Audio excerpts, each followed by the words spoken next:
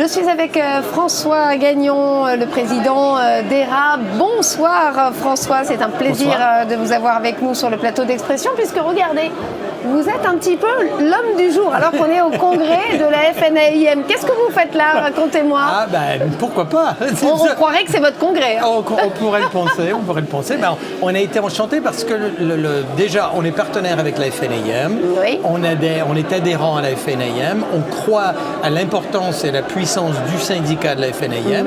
Et puis, on a demandé quelles étaient les opportunités de faire de promotion, du marketing, puisqu'on a un stand ici. L'union fait la force. L'union fait la force, complètement. Et donc, quand on nous a parlé de ça, ben, on a dit, tiens, pourquoi pas, on prend le dos des badges.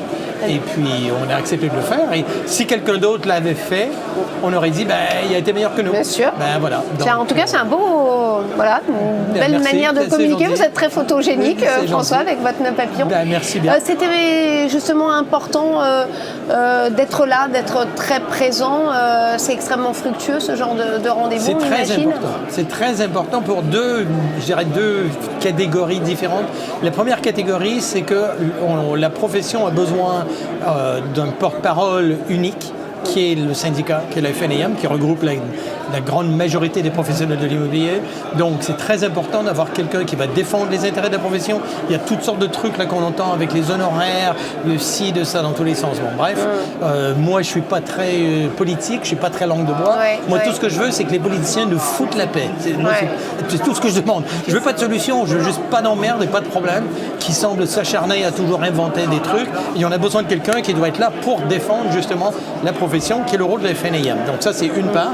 La seconde part, c'est le fait que, en fait, ici, toutes les agences ne peuvent pas être ERA, toutes les agences ne peuvent pas être un autre réseau, quel qu'il soit. Par contre, sur le terrain, on est tous des confrères. Et surtout, aujourd'hui, on voit, par l'intermédiaire de la MEPI, le fichier commun, on voit qu'il y a de plus en plus de partage. Donc l'intérêt, c'est apprenons à nous connaître, apprenons à échanger. Si vous souhaitez avoir des informations pour rejoindre le réseau, on est ravis, évidemment, on est là pour ça. Mais si c'est pour travailler ensemble, c'est aussi fait partie de la raison pour laquelle on est ici. C'est pour inciter cette coopération, collaboration entre les professionnels, ce qui les rendra tous plus forts, plus efficaces et qui amènera un meilleur service aux acquéreurs et aux vendeurs. Alors les défis sont nombreux, on le sait, ces histoires de DPE, on parlait des politiques, il y a aussi une conjoncture qui est pas simple. Vous pouvez un petit peu nous parler de la tendance? On va commencer par la France, les prix. Alors, c'est très intéressant parce que, est-ce que les prix sont à la baisse? C'est ce qu'on entend. C'est ce qu'on entend partout. C'est ce qu'on entend partout, avec les taux d'intérêt qui vont légèrement augmenter, qui vont avoir un impact sur les prix, le nombre de transactions va diminuer. On entend ça partout en Europe. Aux États-Unis, je vous donnerai des exemples des États-Unis dans un instant, mais ce qu'il faut vraiment garder en tête, en France particulièrement, c'est que j'entends des chiffres différents, mais imaginons qu'on en est à 1 200 000 transactions. Imaginons, et c'est pas. Alors je précise bien que je ne dis pas que c'est ce qui va se produire. Oui. Surtout pas, c'est pas mon pronostic, mais imaginons que le marché baisse de 20%. C'est ce qui est énorme. C'est le marché baisse de 20%, mais c'est gigantesque, c'est énorme. Ça nous met où? 1 million de transactions, 900 000 transactions. Moi, je me rappelle que dans les années 2017, en particulier, parce qu'on avait justement fait le calcul, fin des années 2017, le prix était aux environs ou pas le prix, mais le nombre de transactions était aux environs de 900 950 000 transactions. Et tout le monde gagnait bien sa vie, tout le monde était enchanté, et d'ailleurs, tout le monde disait, ça ne peut pas aller plus haut. C'était peut-être l'augmentation qui était exceptionnelle, c'est ce que vous nous dites. Mais c'était une croissance qui se fait depuis des années. Alors, il y a des hauts, il y a des bas, mais c'est une croissance. Si les transactions baissent de 20%, ce qui est énorme, ça va nous remettre au même niveau qu'on était en 2017 quand on trouvait que c'était extraordinaire. Donc le problème, il est où? Alors, moi, je ne suis pas le genre à crier au feu à toutes les 5 minutes. La différence qu'il existe aujourd'hui, c'est que si je n'ai connu l'immobilier que depuis les 2 dernières années, j'ai une fausse vision du travail de l'immobilier, ça c'est sûr, parce que ça a été tellement facile pendant le Covid, malheureusement. Mais la façon dont nous on voit les choses, c'est l'image que j'aime bien utiliser, c'est qu'il était une fois, on pouvait aller avec notre chaloupe, avec notre barque sur le lac, et les poissons sautaient dans le bateau tout seuls. J'avais pas besoin de rien faire, ils sautaient dans le bateau, Et quand le bateau était plein, je revenais au quai et je déchargeais le bateau. Aujourd'hui, les poissons ne sautent plus dans le bateau. Oui. Alors, ça ne veut pas dire qu'il n'y en a Oui. plus. C'est très important de bien le comprendre. C'est pas qu'il n'y a plus de poissons. C'est que maintenant, il faut que j'aille pêcher. Il faut que je prenne mon canne à pêche, mon hameçon, mon appât et que j'aille pêcher. Chose qui était le cas en 2017, quand les transactions étaient très hautes et que tout le monde se disait qu'il se portait bien. C'est tout. Il faut juste retourner.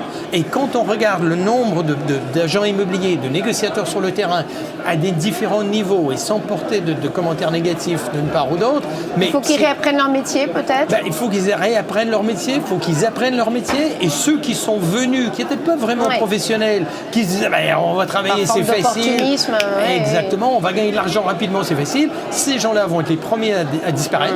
Et ceux qui sont les vrais professionnels de l'immobilier, avec un vrai business, consciencieux d'apporter un service aux clients acquéreurs comme aux clients vendeurs, vont continuer à être professionnels et vont même augmenter leur part de marché. Et ça, on l'a vu 2008-2009 dans la crise.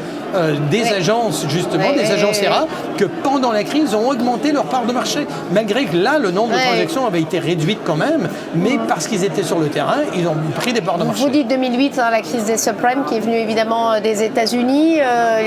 C'est souvent un bel indicateur. Les États-Unis, on en est où justement? Parce qu'il y a beaucoup de choses qui évoluent beaucoup.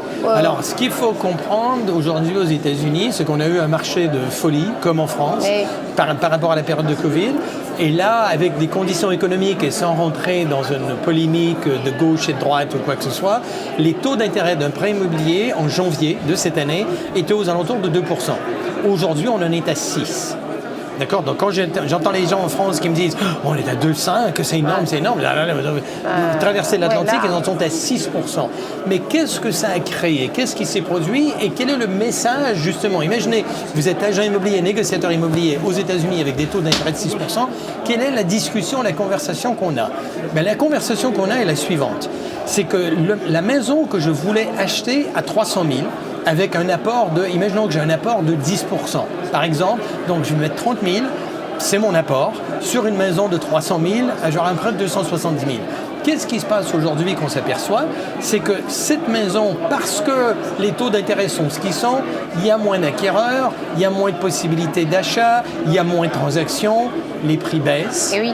Donc la maison de 300 000, elle n'est plus à 300, elle est peut-être de 270 vers 260. Et si je mets le même 30 000 € d'apport que j'avais, mes mensualités sont quasiment les mêmes qu'ils étaient auparavant. Oui, parce que le prix a baissé. Exactement. Donc le problème, il est où? Le problème, c'est que c'est juste une question de recadrer la vision des choses, de revoir les choses légèrement différemment et de se dire, finalement, ça ne va pas si mal que ça. La vision, le monde, selon François. Merci. Merci beaucoup, à vous, avec grand plaisir. Merci bien.